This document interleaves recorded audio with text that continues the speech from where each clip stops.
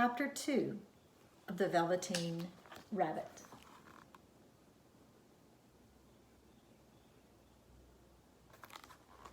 By Margery Williams.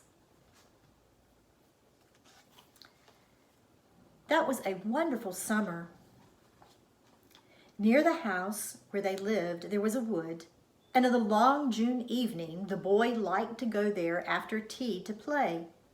He took the Velveteen Rabbit with him, and before he wandered off to pick flowers or play at brigands among the trees, he always made the rabbit a little nest somewhere among the bracken, where he would be quite cozy, for he was a kind-hearted little boy, and he liked Bunny to be comfortable. One evening, while the rabbit was lying there alone, watching the ants that ran to and fro between his velvet paws in the grass, he saw two strange beings creep out of the tall bracken near him. They were rabbits, like himself, but quite furry and brand new. They must have been very well made, for their seams didn't show at all, and they changed shape in a queer way when they moved.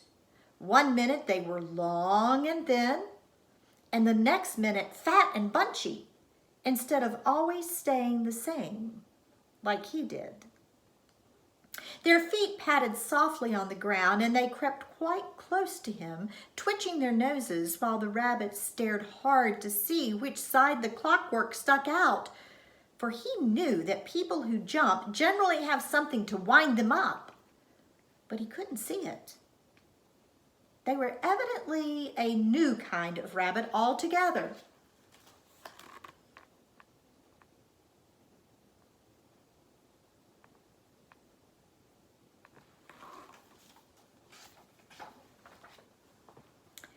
They stared at him, and the little rabbit stared back, and all the time their noses twitched.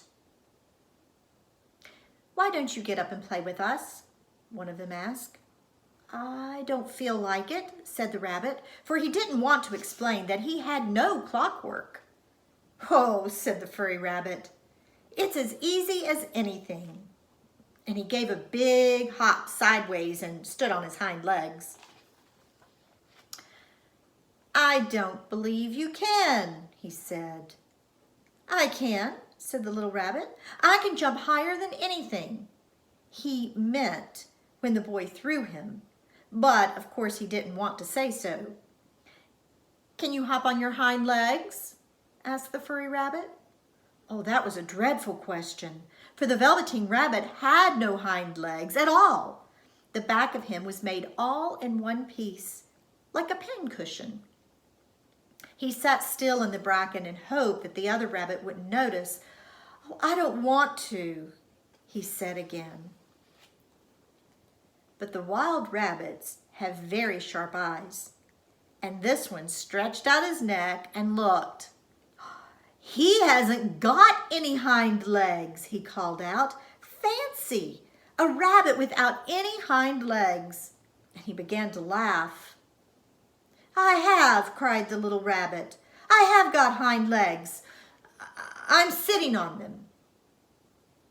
"Then stretch them out and show me, like this," said the wild rabbit.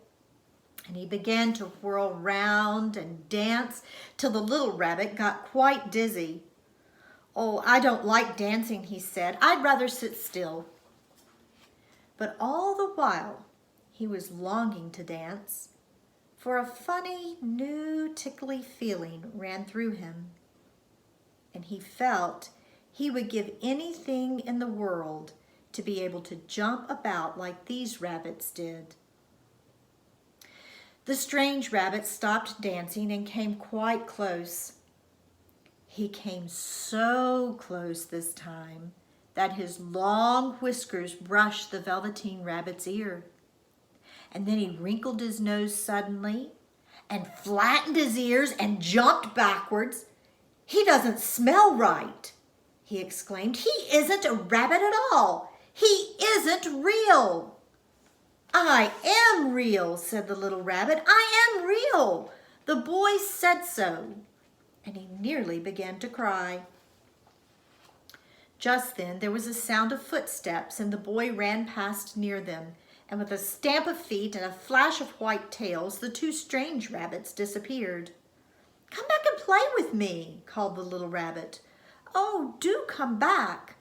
I know I am real." But there was no answer. Only the little ants ran to and fro, and the bracken swayed gently where the two strangers had passed.